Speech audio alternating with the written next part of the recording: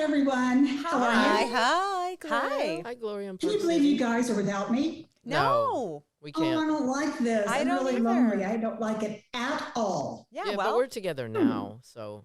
But Yeah. who are we?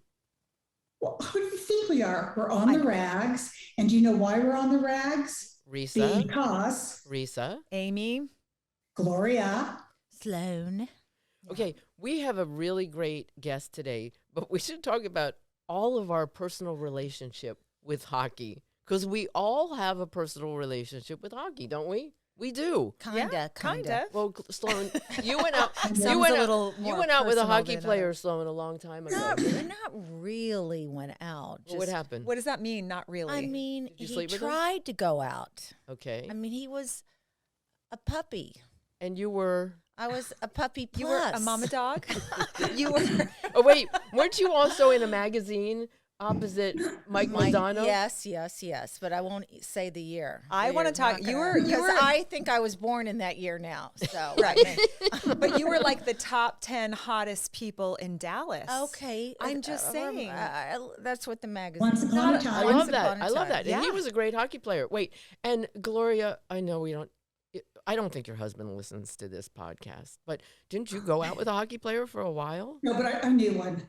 I knew one years ago. You knew one? I did.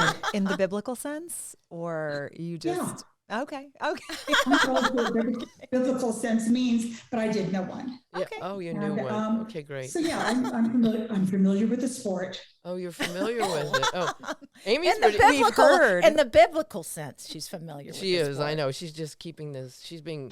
I know I a don't lot know. of hockey players, but I don't think I've known any hockey players like the two of you. No. have known. I did not know one biblically. Okay. Okay. Oh, well, we sorry. were- Sorry. okay, Sorry. well, I just I- made a huge assumption. I guess technically, well, my ex-husband was a hockey player, and my son just recently retired from being a hockey player. I'm the only person in this crew that's never had a romance with a hockey player. Oh, that's not true. Fred played hockey. Fred Oh, played there hockey. you go. And by the way, you you married one.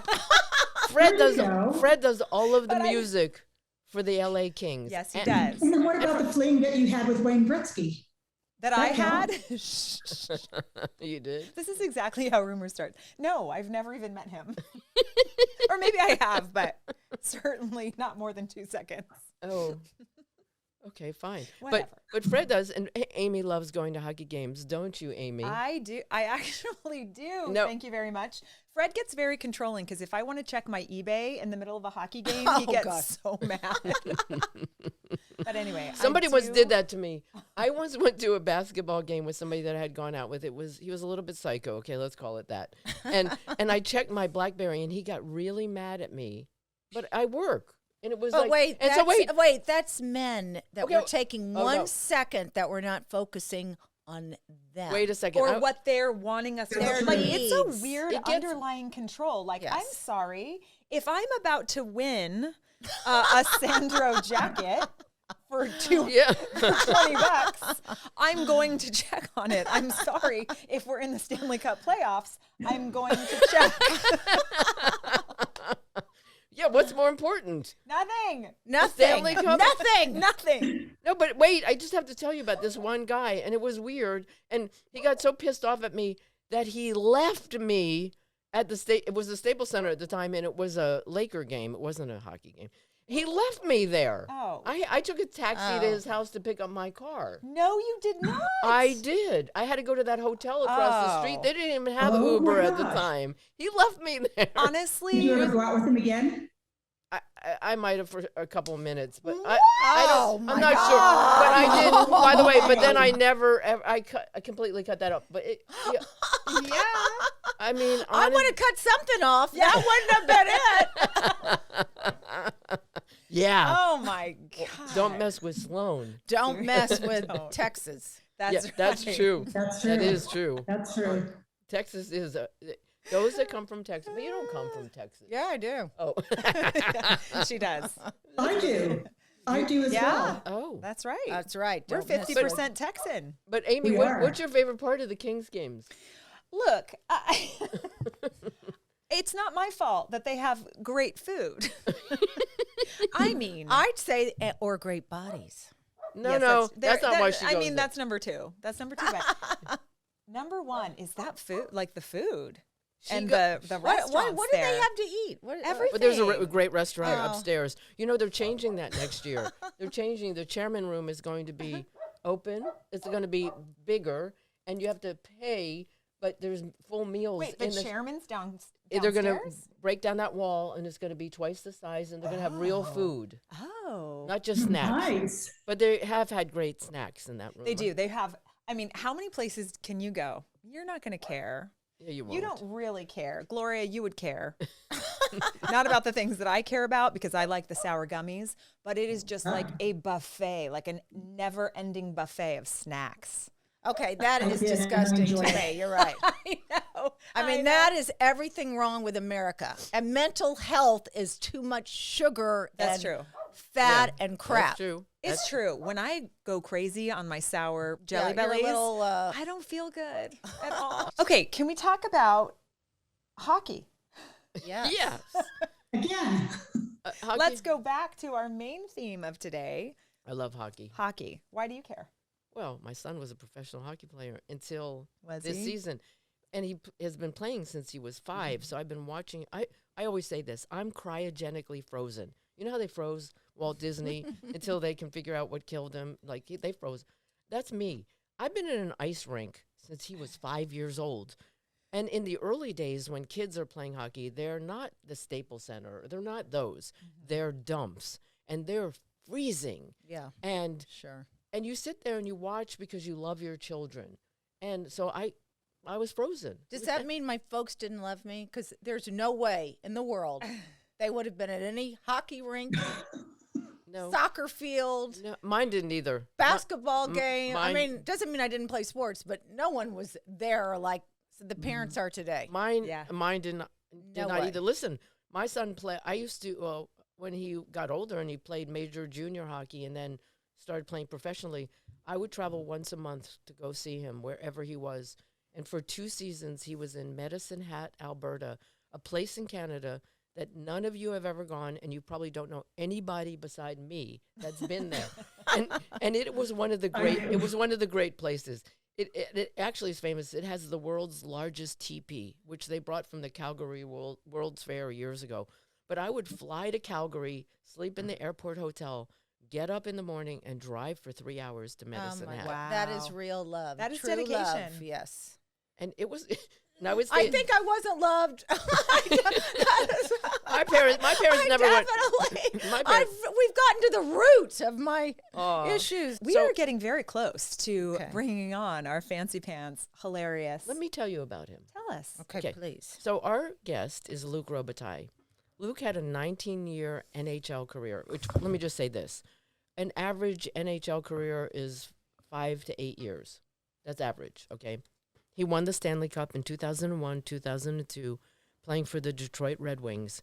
He played for the Pittsburgh Penguins, the New York Rangers, but most known for his 14 seasons over 3 different stints with the Los Angeles Kings. He retired after the 2005-2006 season as the highest scoring left winger in NHL history. In 2017, Luc was named one of the 100 greatest NHL players in history, but he was drafted in the 9th round, 171st overall in the 1984 NHL entry draft. Many hockey experts expected Luc to be drafted late due to his poor skating ability. I can go on and on about this man, but let's hear from him about his history and his love of hockey. I'm so proud to introduce our friend, Luc Robitaille. Yay! Hello. Hello. So Hi. we just talked about you before you came on, and we want to know Not all good either, by the way. Really? Damn No, it was it. good. It was all good. We want to know everything, but I want to go back in time because before we even, I mean, I knew a little bit about you playing youth hockey or young hockey, but you played hockey in Montreal, correct? When you were Yeah, a teenager, right? that's right. Yeah. So, And younger. so where did you? Because when you were, I read also that you were only talked to by one scout, which was from the LA Kings. But where were you playing at the time? So when I was, the way it works in Canada, it's you play for like a junior team. So like in the US, you might play like some type of junior team, then you can go to college and you get recruited. But when I was in Canada, it was like I got drafted at just, I think I was close to turning 17, and you go play for a junior team. So they pay for your school, but you're really playing for the team first. The option is yours to go to school. I went to school, and then so my first year in junior hockey, we had our team wasn't good at all, and I was a rookie, so like there weren't a lot of scouts that attended our games. And then somehow there was this one scout that was for the Kings. He attended all of our games because he lived nearby, but he was supposed to scout the other teams that were coming in. And he's the only guy that literally talked to me that year, because you only get drafted at 18 in hockey. I mean, you're allowed to get drafted at 19, 20, but it's pretty rare. And in those days, it was even rarer than it is today. So he was the only guy that ever talked to me, and I got drafted by the Kings. Okay, Luke, you were Wow. drafted in the 9th round. Is that correct? And how Yeah. many rounds do they have today? 7. Right. And won't even be here. That's not true necessarily, because there are a lot of great young players that were not drafted, right? Yeah, Isn't that true? That's right. You have one on the Kings. Which one? Can't remember. But you do have one that was not drafted. Oh, He's from here. Follow. That's right. The kid I follow on our team, our kid Lazard, they were never drafted, and they're playing on our team. But you, so what, that was I know was there when you ask. I'm like, which one? that devastating that you were drafted so late? Was it hard? Was it what happened? Actually, it's not the way I looked at it. I remember reading, this was way pre-internet, and I remember reading on the listing, and I was listed way low, and I wasn't sure what's going to happen. But in my mind, always being positive, I was hoping LA would draft me because it's the only guy that talked to me that I had heard about. And the minute I heard my name on the list, I clearly remember I had just turned 18, as an 18-year-old saying, okay, now it's up to me. My name is on the list. I didn't care where I was drafted, because to me, I was like, okay, now they have to look at me no matter what, I'm on their list. So I really felt it was from that on, it was all up to me. The one thing I didn't control is where I was going to be drafted, but the one thing I control is that they were going to have to look at me, and then it was up to me. I remember thinking that way. You once told me you wanted to go to college Yeah, none of them called me. because you didn't speak English. Is that why? Yeah, I don't think they looked at our grades in those days. The way it worked in Quebec is before you go to college, you have to do 2 years. It would be like a grade 13 in the US a little bit, like sometimes, but it's 2 years. It's called CEGEP. It's kind of in between a high school and university. And Like a junior college sort of thing. yeah, so I was getting ready to go there, and then I got drafted to play junior hockey, so that kind of changed my course. But yeah, at that time, no university called me. Probably had to do with scouting, or maybe it wasn't as evolved in those days as it is today.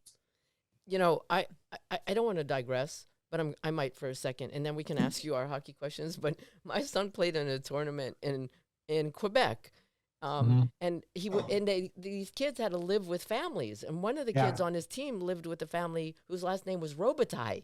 And I called Luke and I went, "Wow, one of Miles' teammates is living with a family named Robitaille," and he said, "Risa, Robitaille in Quebec is like Smith in the United States." I didn't know that. I didn't know it either. Maybe not quite like Smith, but there's a lot of Robitaille, yeah. I thought, wow, maybe they're a relative. Yeah. That's like sometimes it doesn't happen as much today, but I remember 20 years ago, like someone in California say, "Hey, I know this guy, he's from Canada. Do you know him?" I know people are I met stupid. this guy in Canada, and he'd say his name. Do you know him? Like, we're not that small. Yeah. Okay. Not quite. So when did you play in the what level did you play? When did you play for the Kings early on? Yeah, so what happened is I played my junior hockey. The year I got drafted, you know, and then I went to training camp. Like I said, I thought, you know, I was on the list. So I thought I was going there first training camp to make the team. And then I think in those days, training camp was like a month long. And I got cut right away the third day. So it was really quick. So we did 3 scrimmages and I got a whole bunch of goals and I thought I made the team, but they cut me. And then so I went back and played junior hockey that next year. And, but I remember thinking, I think they made a mistake because even at training camp, I think I had like 5 or 6 goals in 3 scrimmages. So I thought I was going to make the team. But little did I know in those days, even today, you know, you're not looking at a guy until you really, really think, you know, you can make the team. So I went back to junior hockey and my goal was to prove them that they were wrong. And I had a much better year my second year. Then I went back to training camp, but there's kind of a funny story. I've told it before, but I could tell you guys, I'm going to try to not drag it. But when they cut me the first time, they said, Luc, we thought you had a really good training camp. And the GM was Rogi Vachon, who had a much stronger French accent than I do. So he goes, he says, we'd like you to improve your skating this next season. And for you to get he said, a little tougher. And he kind of put his fist up. I'm like, okay, you know, like I thought, okay, they want me to get a little faster, a little bit bigger, and a little tougher. So I went back to junior, and just because of that, I had a few more fights in hockey because I was trying to prove them. And then, you know, if my first year in junior, I had 80 points, my second year I had 150 points. Wow. And so then the next summer I trained as a boxer and everything. And I went to training camp for the Kings again. And I thought to myself, you know, I got to show them I'm faster. So every skating drills, whenever guys were resting, I would keep skating, just trying to show them that, you know, I had improved my skating. And I remember the first scrimmages, I think I scored my first shift. So I thought things were going good, but I remember thinking they want me to be tougher. They want me to be tougher. So I figured I'll pick the biggest guy. If the guy wins the fight, at least they'll say I'm tough.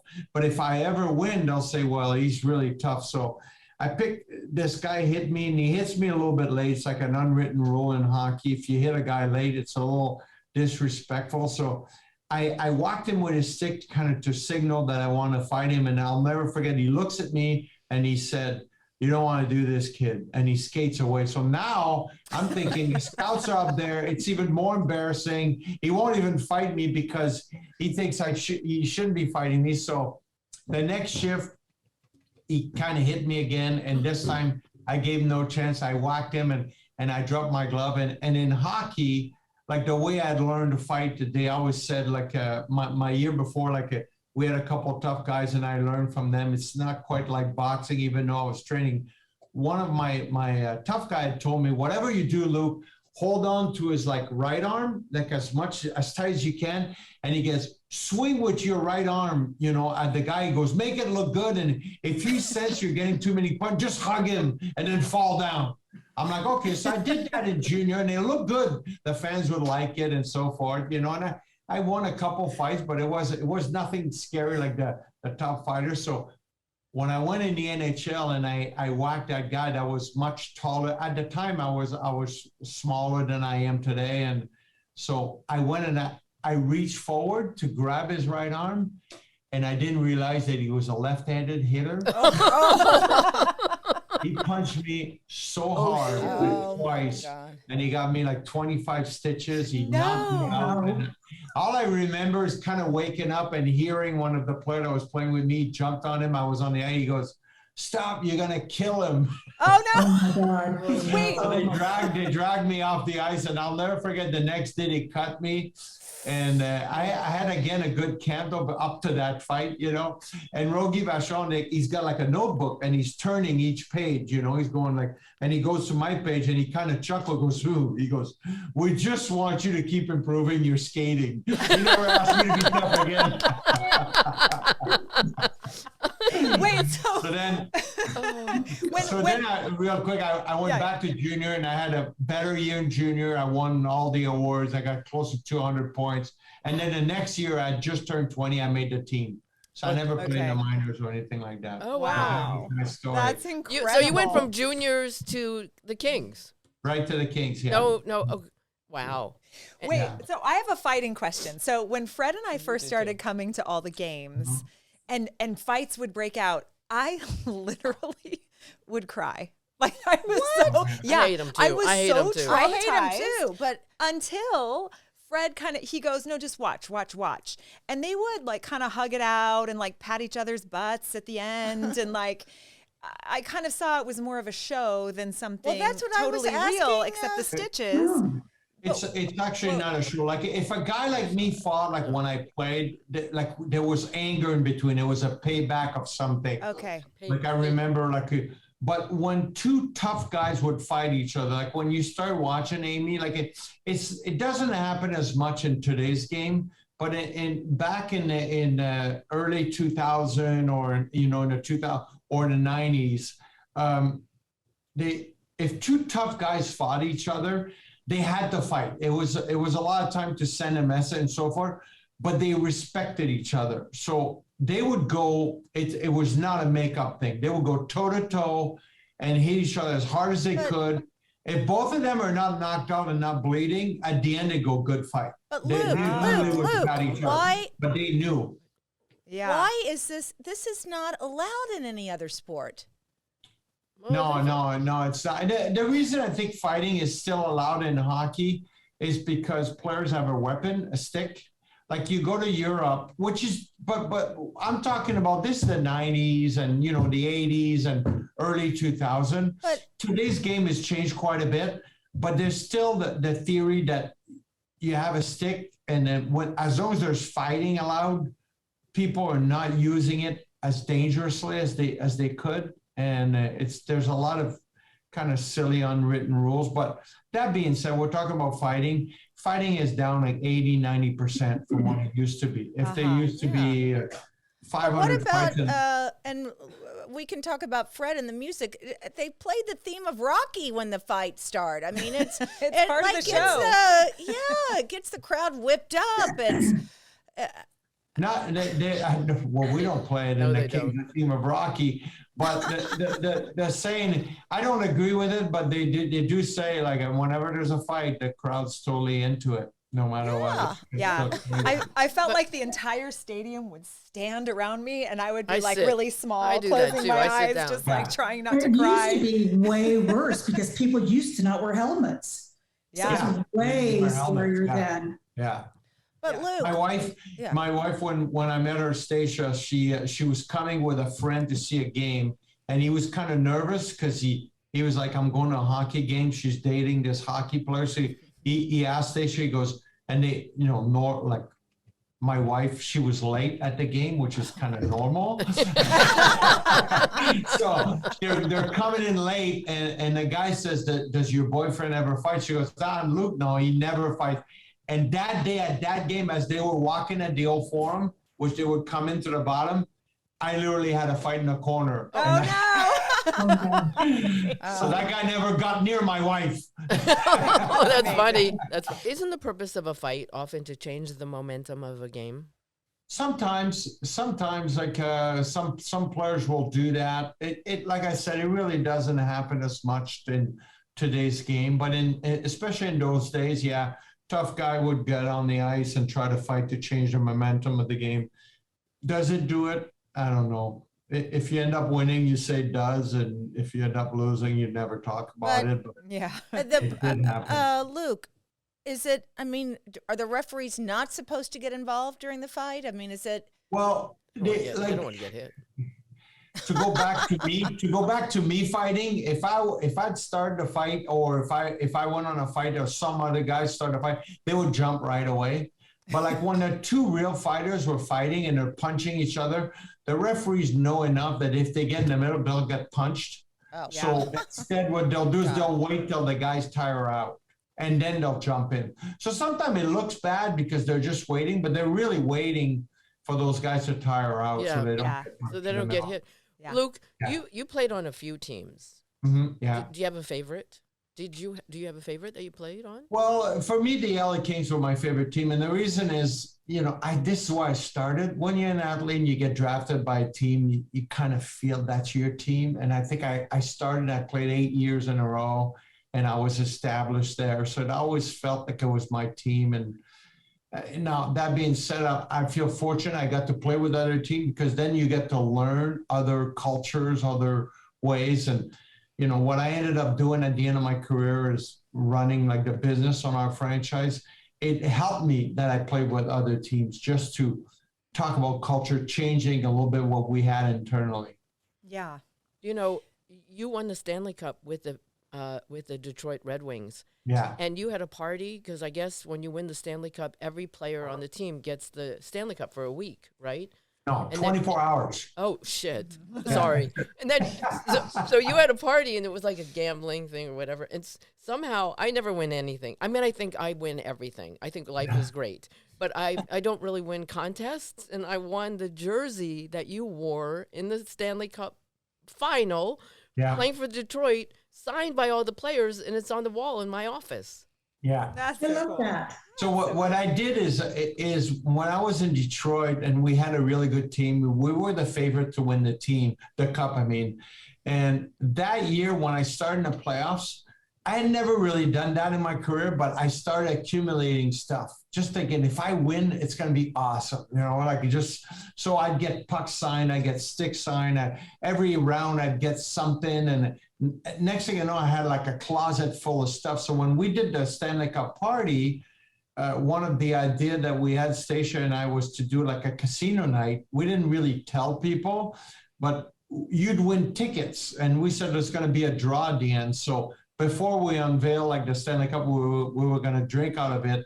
Is we drew like whomever had won as many tickets, and I had, like, you're right, like that jersey. I had a bunch of pucks. I had a bunch of things signed by the Stanley Cup winner. So I thought it'd be fun, because I knew everybody that was coming at our Stanley Cup party was a hockey fan. So that made it really fun. I can't believe that's cool that you got that one. I forgot about that, Risa. It's crazy. I had it framed, and it's one of those great frames, and it's in my office. Yeah. And I look at it every cool. day. But you could have sold those for a lot. I would for your never. charity, for the charity, Oh. for the charity. Now, though, His talk. name. Oh, do you want to talk about his charity? Yes, Because yes. the charity is phenomenal. Well, let's talk about that, because that also involves hockey. But you and Stacia started a charity, but you started it in what it is now is not how it started, correct? Yeah, that's not how it started. It started during Hurricane Katrina. So it was like, I think it was like the end of August. I can't remember the exact, but we were watching CNN, and they were showing the devastation in New Orleans. And if you remember, after they were showing families that were living on the street, it was horrible. So Stacia, she said, we've always wanted to start our foundation. Maybe we should start it now and get a few families and help them. So I thought, well, it's a good idea, not thinking much of it, like a typical athlete. Athlete husband, yes. So we founded this foundation. She did all the work, and the ideas were going to take a few families. We had a house in Utah and take them there and help them restart their lives. So we ended up getting, what I didn't know is that she would literally get on a plane and go there and pick the families. And training camp was starting for me, so I couldn't go. So she ended up doing that. And then she had a cousin there. And then a friend of ours said he learned that she was going to do that. So he went with her. And they did. They picked 5 families, and they lived in our house in Utah. My wife was there, Stacia, and my mother-in-law was there from time to time helping her. And we restarted their life. Funny enough, I think 3 of those families are still living in Utah. Oh, wow. Yeah. Wow. And Awesome. that's how this came about. And but what we saw is the kids needed help. Like a lot of those families were struggling before the hurricane. And out of it, we ended up, Stacia ended up working with foster youth and kids, at-risk youth. And that's how then we turned it and became Echoes of Hope in Los Angeles, but we're helping kids across the U.S. too. And just seeing them through school, making sure they graduate college. And as Risa knows, and then on, we keep working with them. Some of them are 30, 32 years old, and we still, because they don't have parents, they don't have anybody to even talk to about normal things about life, you know. But real quickly, this is funny. When Stacia and I met, and we were driving in like 1990 or 91, I think, there was a billboard in Los Angeles. There was a foundation. It was with the police. And it was about helping kids that were at risk. And I was on the billboard. There was a Raiders player, a Dodgers, and I think there was a Lakers player. And we were all on the billboard. So Stacia sees that as, you know, it's pretty smooth of me, guys. When you're dating a girl, you drive her by your billboard. Because it was random, I swear. I had no idea. How did I get there? So she goes, How did that happen? I don't know what happened. So anyway, she said, oh, you work with kids at risk youth. I go, yeah. She goes, well, what do you do? Like how do you get? I said, well, I did the billboard. I showed her the billboard. That's what I did. No. We're gonna have to do a little bit more than that. So she actually got involved with me at the time. I did a billboard. But you should say though, Echoes of Hope, literally, because you work with foster or kids that were fostered, because kids that are fostered in the United States, when they're 18, they get sent away with how much money? Like it's like $2,500. Yeah. And then they go. It might be a little bit more today, but about that. Yeah. And some people take foster kids to get the money. Right. So these homes. Right. These kids have no support system. Right. Well, what happened is a lot of those kids sometimes, you know, I think 3% of kids that live in group homes will graduate high school. 3% of that 3% will graduate college. And the reason is those kids are in group homes, let's say, and they figure out the system. They get the $2,500. They might get $3,500 here and there from grants, from like governmental grants that sometimes you're able to get. But what people, I think any of us have had kids have gone to school or so forth, you kind of see how expensive it is. So their first run of books and they run out of money. Right. And then, you know, usually they get an apartment to start, and then they'll say, okay, like they have their 6, 7, 8 classes, and then they'll realize that they can't do it. They got to get a job to pay for the apartment.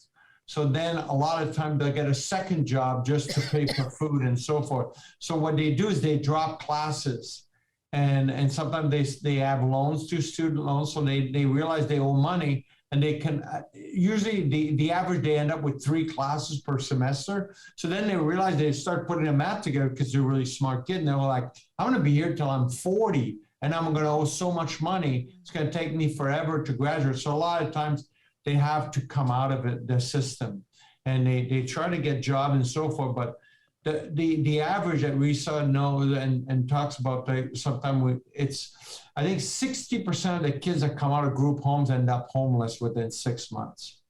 Wow. So we're trying to, you know, cut that out so they could go to school or get a job, and then they end up helping. A lot of times they'll say to us they want to help kids like them, you know, to see it through. Sure. So anybody on this, we can tell you can donate to Echoes of Hope.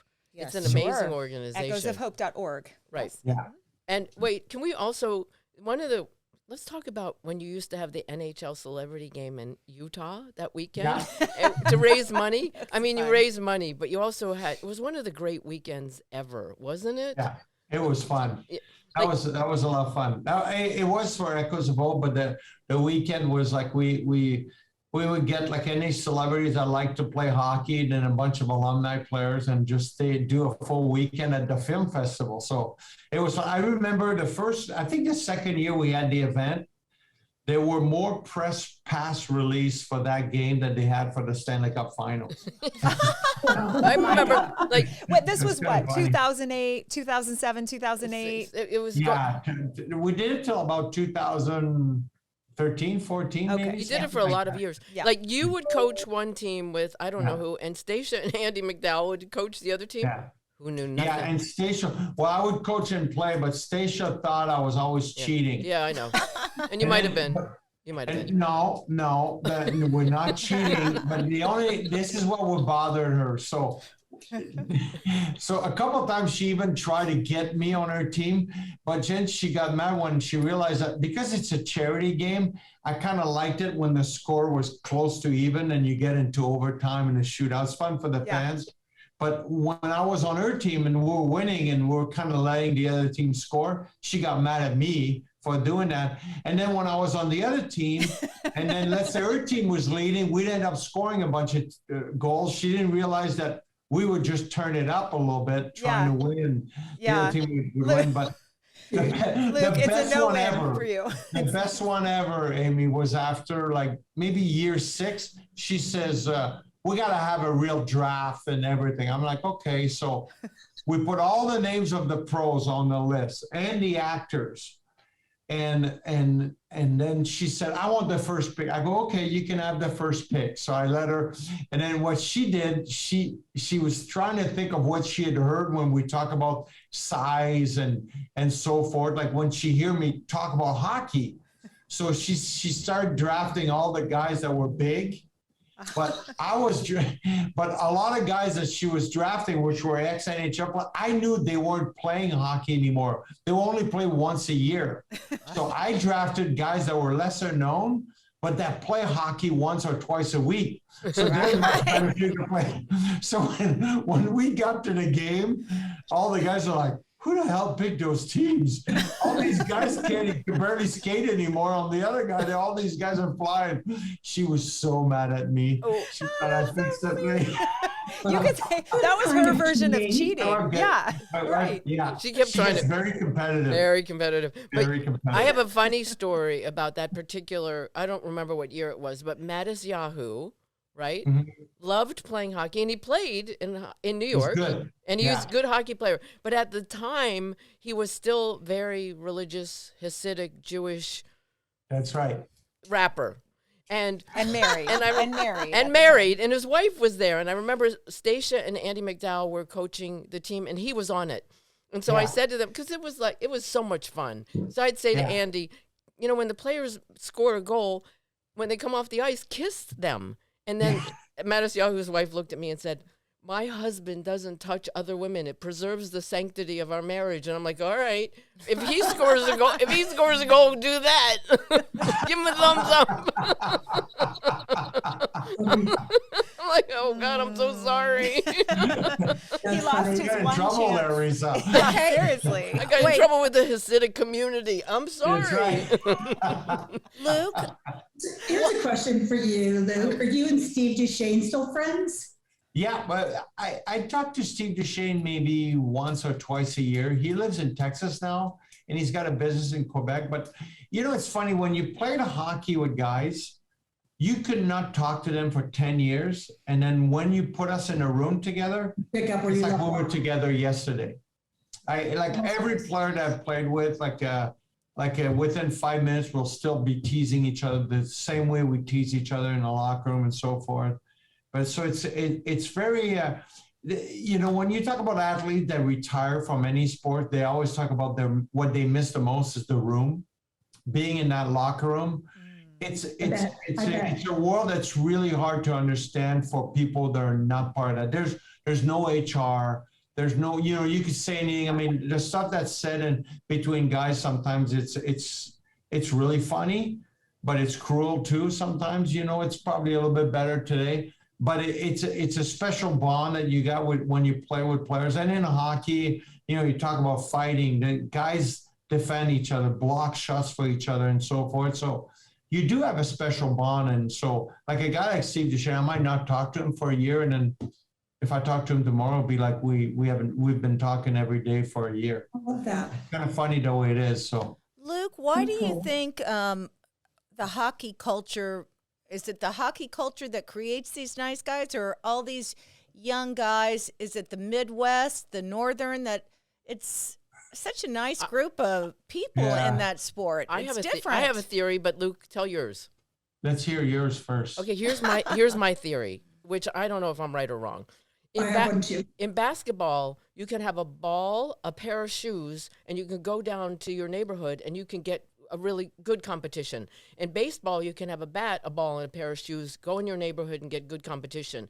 In hockey, in football, you can have a ball and a pair of shoes, go in your neighborhood. In hockey, the equipment is expensive, the ice time is expensive. To get great competition, you have to travel and go to tournaments all over the country and Canada. And you always go with your parents and other parents. So you always have parental supervision. And I think that's what makes really great, sturdy young men. Okay. My opinion. I would agree with that. Like it's really family oriented, like to play hockey, because like Risa said, all the sacrifice a family will make for their kids. The ice. And there's a lot of like, not rule, but you got to respect the game growing up. There's a lot of talk about that. And there's one thing about hockey too, even though you're a good player, really good player, you really need your teammates to be good. Like you can't play alone. You can maybe play alone when you're 7, 8 years old if you're faster, but as you grow older, even the greatest player needs his teammates to have success. So it really is about the team. It's like no matter when you're inside that locker room, if you want to win and your coach will talk about that, you like I always say, like in basketball, if you could shoot the ball, you don't really need your teammates. If you want to win the ultimate championship, but if you could shoot the ball, you'll get all the way to pros. You know, like you just get the ball shooting in a basket. In baseball, the winning team, you know, like the Dodgers when they won the championship last year, yeah, they played as a team. But every guy that's a superstar, all he has to do is get that bat and hit over 300, and he's going to make millions of dollars. A hockey player that needs to score 40 goals to make millions of dollars, he needs to get the pass from a teammate. Always, you know, he needs to get the perfect play, and he needs a couple guys to stick up for him and do that. And I think because of that, there's a real sense of camaraderie and team oriented, like in the culture of hockey, and that will never leave our game. I have to say something. You heard Luc in the beginning say that when he played juniors, he had 150 points, he had 200 points.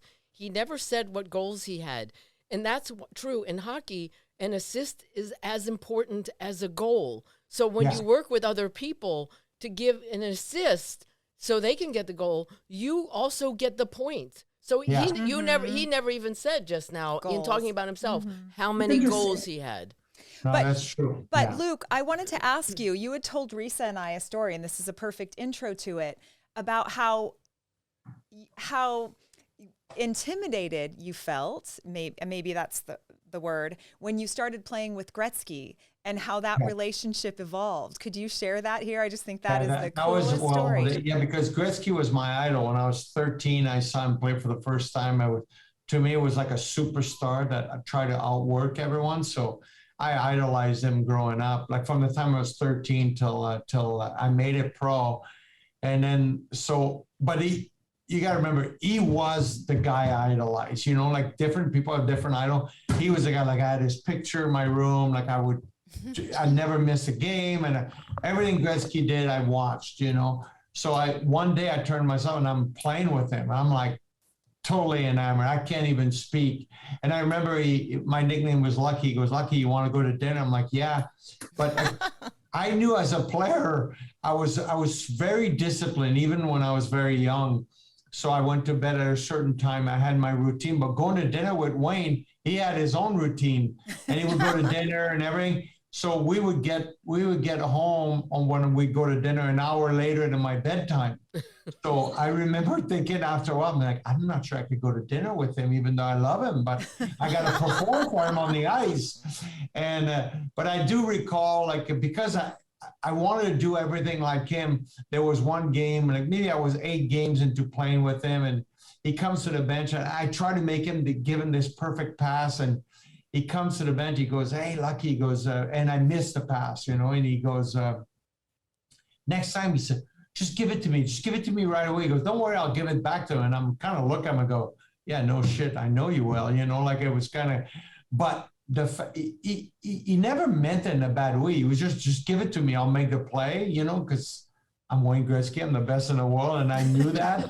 so for the next 10 games I played with him, it was like every time I got the puck, it was like a grenade that was ready to launch. I would just fire it to him. And I remember the coach coming to me and said, "Look, I can't play with him anymore. You're not even trying to play. You're just giving him the puck all the time." And sometimes it was even dangerous for him. But I remember thinking that it took me like a year or two to really learn to relax around him. To talk like, when you idolize someone, the old saying, you should never meet your idol because you don't want to see their flaw. Like, I didn't even think Wayne was swearing, so the first couple of times when I saw him swear, it didn't seem right to me. But when you're playing in a locker room and in a sports team, the guys will swear a lot, so that was the kind of level it was. So it was hard for me the first couple of years to play with him. And do you feel like as you continued to play with him that he helped you elevate your game? Oh, absolutely. He was so good. Like like I was looking at some statistics the other day, and people talk about Wilt Chamberlain or Michael Jordan or Babe Ruth or any of those. If you look per game played and everything, what Wayne Gretzky has done, he's above every single player in any sport, in the history of sport, which is so for me, just to watch him every day, just to see how he conducted him, the way he practiced, what he did, I learned so much. It was like and he was such a fierce competitor. He was just a little guy. He wasn't, he was small. And so he got me to play a much different game, and he really helped me become a better player. Yeah. Yeah, that's so cool. Do smaller players tend to be faster players? You got to be fast when you're small because someone's going to run into you. But he was really skinny, very skinny in those days compared to most players, but he found a way. He was really quick though on getting around and evading hits. But he was the best player to ever play our game. Even today, the top, like Risa was talking about goals, the top goal scorers in the game, like Wayne Gretzky has more assists than the second leading point scorer in the entire history of the NHL. I mean, that's how above and beyond he was than anyone else. You were the leading left wing scorer in the history of the NHL. Yeah, it was a long time ago. Anybody beat you since? No. Yeah. Ovechkin passed me last year. Yeah. Oh. Yeah. Oh, sorry. All right, no, that's okay. Yeah, but Luke's jersey is hanging in the, what's it called now? The crypto.com arena? Crypto.com arena. It's hanging on the wall because his jersey was retired. Was it? No, it's because I run the business and I retired my jersey. No, it was retired when you were still just stopped playing. Hey, but speaking of you running the business, we were all talking about how cool it kind of is that so many ex-players get taken on by the hockey organization as a whole and kind of keep working within the industry. Is that kind of a standard practice, or is that just? When you run a sports team, there's two sides. There's the business side, and there's for us in hockey, we'll call it hockey ops, or you could call it the sports side. So some guys will retire and want to scouts, or there's new ways in sports now, like we call it development. Mm-hmm. So we spend a lot of energy, time, and money into it. It's like, so when you draft a kid or you sign a kid, you don't want to just let him hang free until they turn pro. So we call it development. So we work with them. We try to teach them about nutrition, working out, what does it take to become a pro? And we follow them when they're playing college, or they're playing in Europe, or they're playing, like I said, junior hockey in Canada. And so a lot of players that have retired, people forget, when you're an athlete, you make a lot of money, but you're done at 35 if you're lucky. A lot of guys are done at 28, 29, 30. And you can say, well, I make good money and I like to play golf, but you can't just do that your whole life. You got to do something. Yeah. So a lot of guys now like to work into hockey ops. And I studied good franchises. In hockey, we have a thing called the original 6 teams. Those were the first 6 teams that played, 100 years ago. And it was the Rangers, Boston, Montreal, Toronto. Who's the other two? So the Rangers, Montreal, Chicago, and there's Boston. I think there's another U.S. team that I'm forgetting. Stars. Philadelphia. Detroit. And so what those 6 teams have in common is they have a really good, we call it an alumni. So they have a lot of old guys hanging around because they've been around for so long. So when I studied that, and you look at good franchises in our league, they always have a good number of alumni around because it helps your culture. It helps what you talk about every day in, day in, day out. So since then, we've tried to hire a lot of players that played for the Kings. But to work Luc, for us. when did you realize that you had a passion for business as much as the sport? I mean, I think the whole time I played, there's a reason I wasn't drafted in the first round. I was in the 9th round. So I wasn't as fast and as strong as the other guys. So I always had to learn, and I watched other players that were better than me, and I tried to learn something from them. So I think I was a student of everything around a game. So I was a student about franchises. Why does a team seems to be competing every year versus another one? And why is a team viewed a certain way versus another one? I kind of studied that. Like I said earlier, I played for the New York Rangers, which was a great franchise. Mm-hmm. I played for Detroit Red Wings. That was a great franchise too. So I got to learn. And so I remember as a player thinking, well, if I retire or when I retire, I'd like to be involved in a team, but I got to make sure I never forget what it felt like to be a player. Because when you're a player, you question things all the time, Mm-hmm. And I think when I retired, I was ready to maybe change the culture in LA. That was what was important for me. To change the culture in LA? Yeah, I thought we had a lot of good people that worked for the Kings, but they accepted what was. Yes. Which is losing for 40 years in a row. I love that about you. You had told us a story about making a space for the Stanley Cup. Yeah. Right? In your office or in an office. What was that about?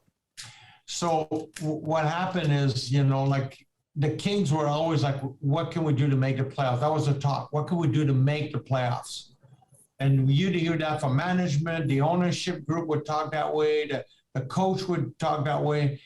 And I was like, well, you shouldn't try to make the playoffs. You should try to win the playoffs.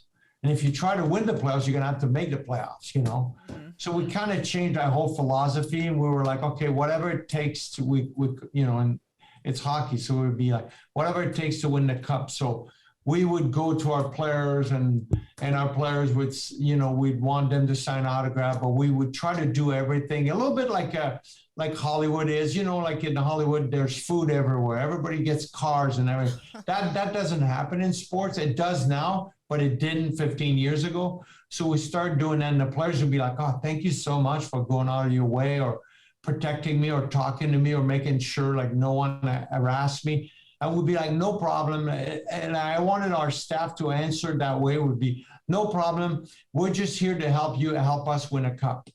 Mm-hmm. So that was always the same message delivered to everyone as an organization.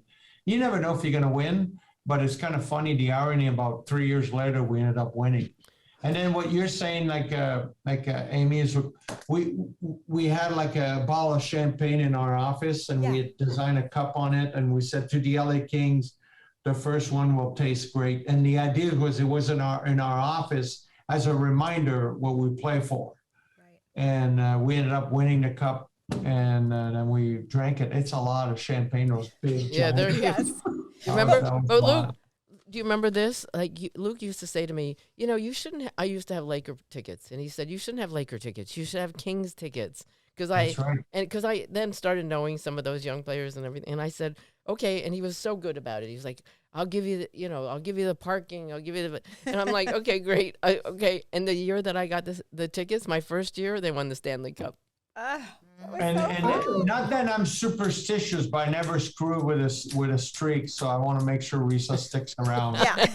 I'm there. I'm there. We've been doing bad the last couple of years because she hasn't been around because of COVID. Because of COVID. Because of That's what it COVID, I know. is. So Yeah, I have the same seats. I'm never moving those seats. Yeah. Me too. Hockey players are very superstitious. Did you Yeah. notice, like in the Stanley Cup playoffs, they get, by the time it's over, they get beards because Yeah. No one's shaving. nobody's Yeah, shaving. most athletes, I think, are the same thing. Yeah, Superstitious. yeah. Yeah. The funny thing about the beard is like even in the office, like in 2012, like some staff were like, "We got to do the beard, Luke." I'm like, "Well, I'm not going to do it because the couple times I try, I never won." So I was like adamant about it. Right. But I did. So these guys were in the office and they started growing their beard. And then about a week into it, they're trimming it. So I'm in the middle of a staff meeting. I'm like, "No," I said, "This doesn't work." They go, "Well, what do you mean?" I said, "You guys don't get it. The only reason those hockey players keep a beard growing, they don't trim it. The theory behind it is, imagine you're in the Vietnam War and you get dropped off in the middle of a field and you're at war for like 3 weeks straight. You don't have time to shave. You're at war. And your bullets are coming at you. You're going to war." So I said, if you really watch the real hockey players, they're not trimming their beards. They're going to war for 2 months, and then when it's over, they'll shave. Yeah. You can't trim your beard a week into it. They were looking at me, "Oh, well, that doesn't work." It ruins everything. It's so funny. Is everybody ready to get into our raggeries and kudos for the week? I think so. Yes. Ready? Okay. Ready. I am. You go, Risa. Okay. I don't have many, but I'm just going to have one.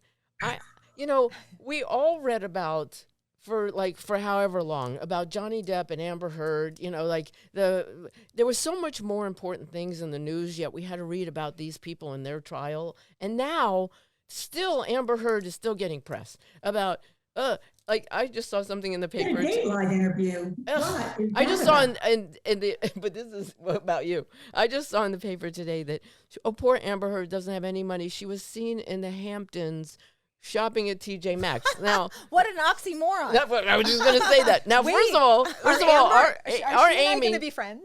our Amy loves TJ Maxx. But second of all, I do. I'm sorry, you're in the Hamptons. I didn't know there going was to a TJ Maxx in the I don't Hamptons. want to read about Amber Heard anymore. Okay, it's I'm with you. over. Okay, It's I'm not with you. over. Actually, it's not over because she's appealing. I know, whatever. I'm tired of her. Over today. That's a good raggery. Okay, I'm next. Amy? Amy. Okay, my raggery is when you are driving down a very skinny street, Oh. like happens in Los Angeles a lot, like maybe say in the Melrose area.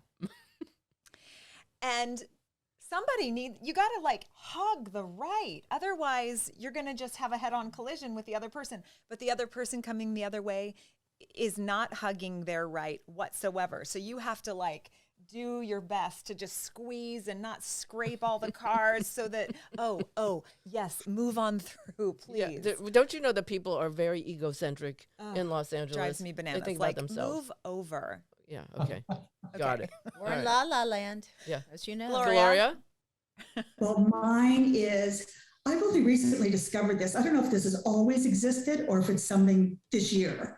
But if you have a home service done, for example, the window cleaner, and they're leaving and they give you the bill, so you give them your credit card and they do their swipe or whatever that's called, and it comes up tip. Have you ever seen that? All the time. Yeah. Yeah.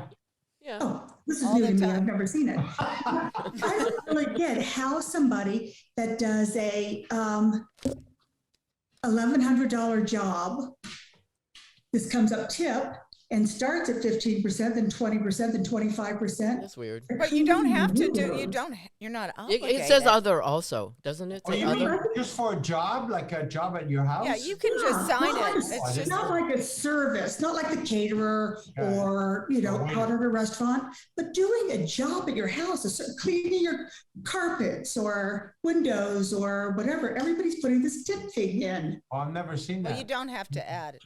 And they'll I tell you. think it's rude. You don't have to add it. They'll just never come to your just house take- again. Right, Don't so worry. they'll never come back. I always add things, but when a You job. better get another carpet You cleaner. just have to check. Oh no, I didn't tip them last time. Well, They're make not. sure your carpet stays clean.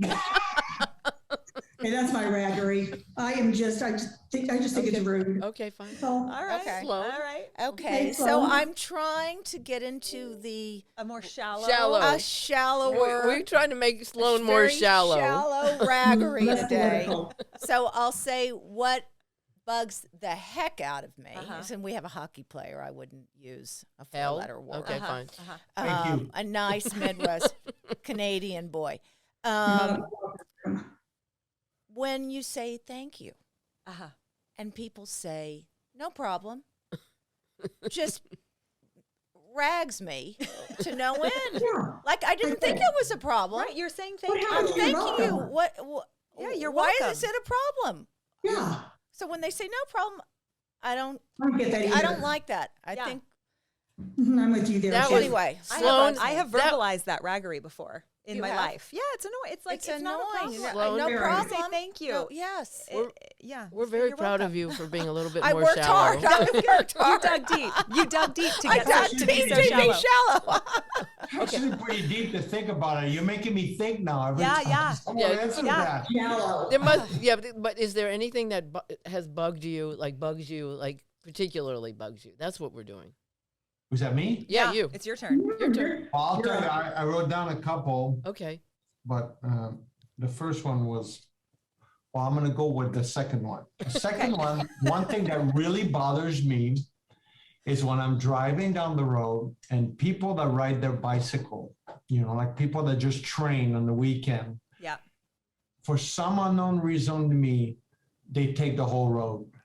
Yeah. And then when you go close to them, they're mad at you. And when I talk to friends of mine that ride bicycle that got hit by a car, they're mad at the car driver, but I still never understand why they can't just move on the side, because it's like their idea of riding a bicycle is that if they take the road, we'll get out of the way. But the car will always win if it hits you. Yeah, it will. It doesn't make sense to me that every bicycle rider that rides for training on the weekend takes the whole road. I know. Yeah, as if They're they not have the going right fast of way. in the car, and all it takes is someone looking at their phone or something, Yeah.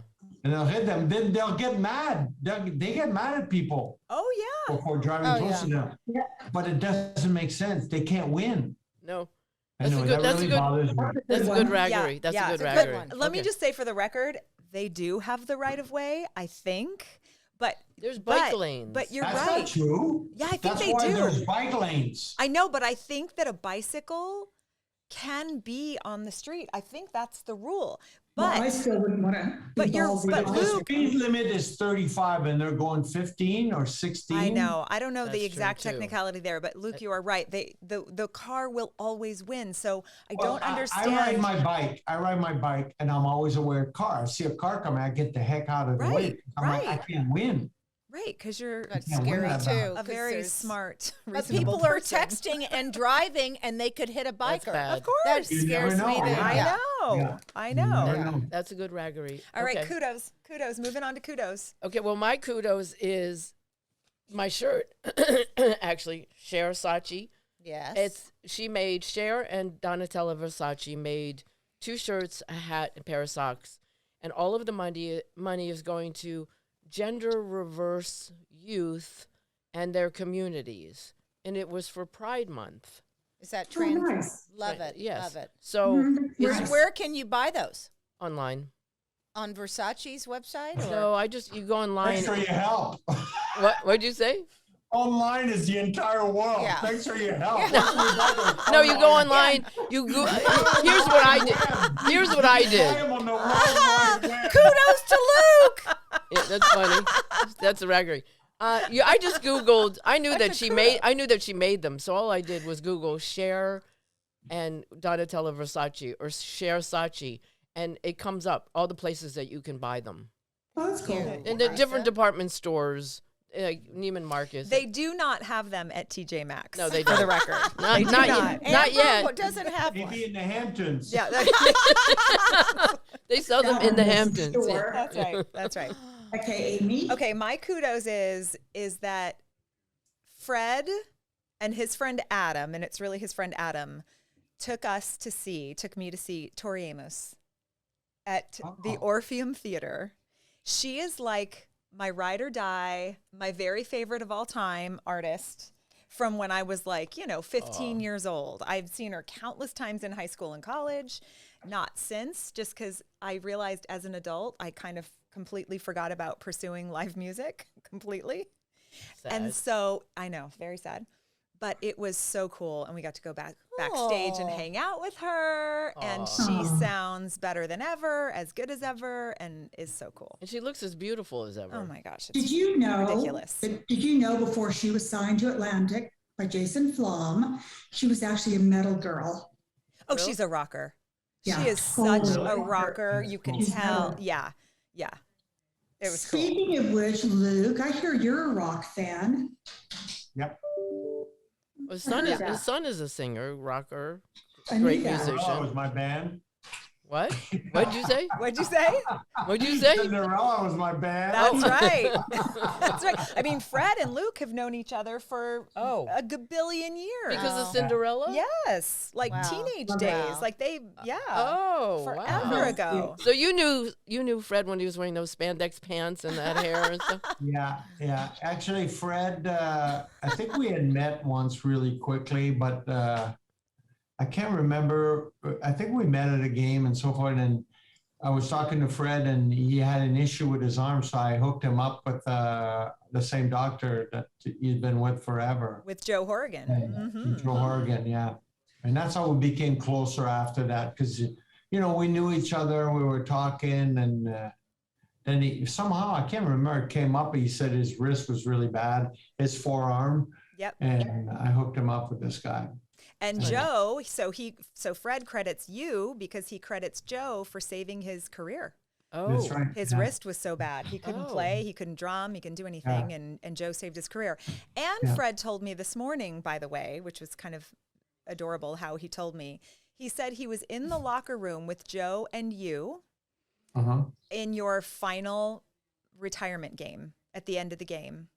That's right. Yeah. And he said he could see the emotion in you and in your eyes. And he said, I am quite sure it was a bigger moment for me than it was for Luke because Luke was probably like, why are these two guys sitting here when I'm in a towel and having a moment? But he just said it was so cool. No, he did. That's right. He came up with Joe, but like Fred feels like he owed a lot to this guy, Joe Horrigan, I owed a lot to Joe Horrigan. Like throughout my career, whenever I was injured or something, I would call him. Like I would land at 1 a.m. I'd leave him a message, and he'd call me in the morning. I'd go see him before and after practice to get any type of treatment just to get me back on the ice. So I owed him a lot.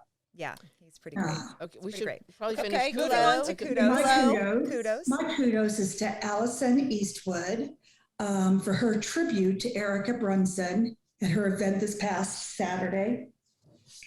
I wasn't there, but Sloan kindly sent me the video.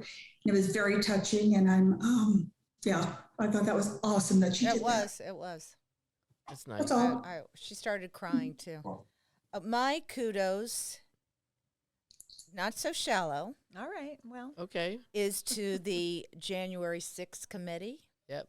I think super impressive, the work they've done. Cheney, she's impressive. Thompson, the whole committee anyway, finally making crystal clear, I would hope, to the rest of the country, the corruption that went on the last few years, and maybe change hearts and minds, maybe not, but anyway, they've done a lot of great work. The truth shall set us free. I hope so. Yes. Very nice. Okay, Luke. All right, do Luke. you have a kudos? My kudos, well, it kind of happened this weekend, but I learned about it maybe a couple months ago, is my son went and, Risa mentioned my son played music, but he went and played with for this guy who wasn't there, but his name is Sadhguru, who's like a guru from India. But it's really cool because what he's trying to do is he talks about saving soil, which I never thought about it. We always talk about global warming and everything, because we don't understand it, but his whole thing is around the world trying to save soil. So planting more trees because soil is actually dying, which I never heard about. Right. And then he was like, well, we're talking about big countries, like, it could be in India, it could be, big continents. And And if the soil comes back, it will help our earth. So I'm starting to learn about that. So I thought it was pretty cool. And then my son went to play music for them in San Francisco. They had an event, so I think it's pretty cool that someone actually got to learn exactly like what could really make a difference. So That's awesome. I love That that. is Luc awesome. Robitaille, not just a handsome hockey player. Yeah, no. There's more in there. We know There's he's more. a great businessman, Yeah. but also has a big heart. Yeah. For sure. Okay, well, And knowledgeable. unfortunately, all of these podcasts have to come to an end, so this one must be coming. Luc, thank you so much. Thank You you. Thank you, are guys. the Thank you. best. Great to meet you. You're a great guest, Yeah. and And an even better human being. yeah, Yes. it's true. It is true. And please Thank- come back again. We'd love to have you again. all right, well, it will be easier to schedule the next time. Yeah. That's true. That was funny. That was all right. That's That's going okay. on. It was funny. We'd be like, what about this date? What Yeah. about this date? Yeah, well, he's been traveling. We get it. Yeah. All right, well, thank you. Crazy couple of months. Thank well, you. thank you. It's great to Okay. see you guys. Thank you. you. Thanks, so Luc. much. Bye. Okay, Bye. Bye.